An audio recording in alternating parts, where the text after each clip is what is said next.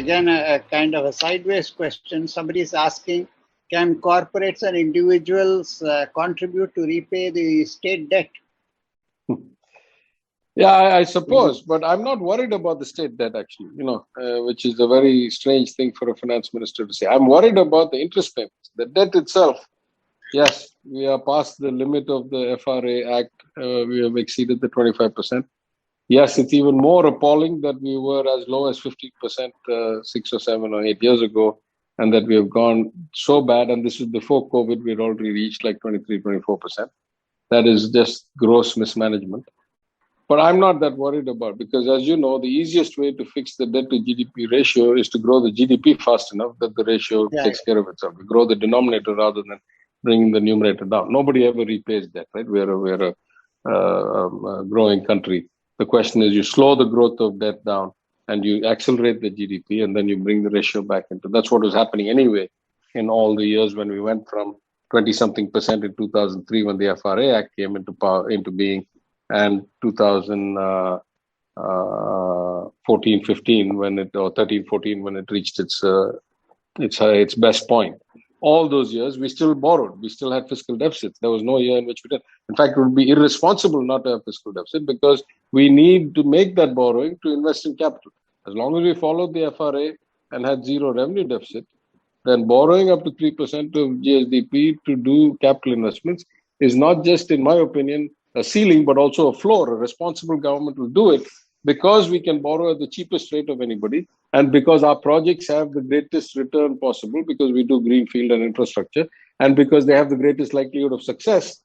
There's going to be less rent seeking in the government's projects than there is in private projects. So what I'm worried about is the interest. I'm worried that the interest payments are taking such a great portion of the revenues that used to be as low as 11-12%. It's now almost 20% of all revenues, including the union, share of taxes and grants. And that is, it is not sustainable, right? At that level, you are in a debt trap because you're borrowing to pay interest, because you can't cut spending down that much that you lose 10% of your total. If you go from 11% to 20% of your revenues just for interest, you've lost 9% of your revenues as spending power. No political dispensation will cut 9% in other spending, because 60% is already fixed. It's already wages and pension. So, you can't cut 9% out of 30%, right? It's not viable politically. So that, my worry is how I fix the interest. There are many ways.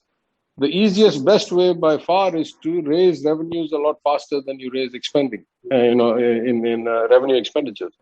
And I'm fairly confident, because it's just such a rotten system, that were we to achieve reasonable improvements, easily achievable improvements in commercial taxes, in TASMAC, in mining, and some reasonable level of resetting these taxes that have not been reset in 15, 18 years, like property tax and like motor vehicle registration tax, then we should be able to grow the revenue significantly. And that also gives you the salutary effect that because the denominator grows faster, the percentage of interest revenue comes down, because the percentage interest is already fixed. We already know what our debt is, we know what debt is, we know what our coupons are. So, mathematically it's very clear what you have to do. You have to grow revenues and you have to grow the GDP. The more you grow the revenues, the less you need to worry about borrowing for paying revenue expenses, and you can do more capital investments. And you can get additional external capital. The more you do capital investments, the faster your GSDP grows, your economy grows, all else equal. So the path is clear. I'm somewhat confident we can go down that path. Amazing clarity, Minister. Thank you.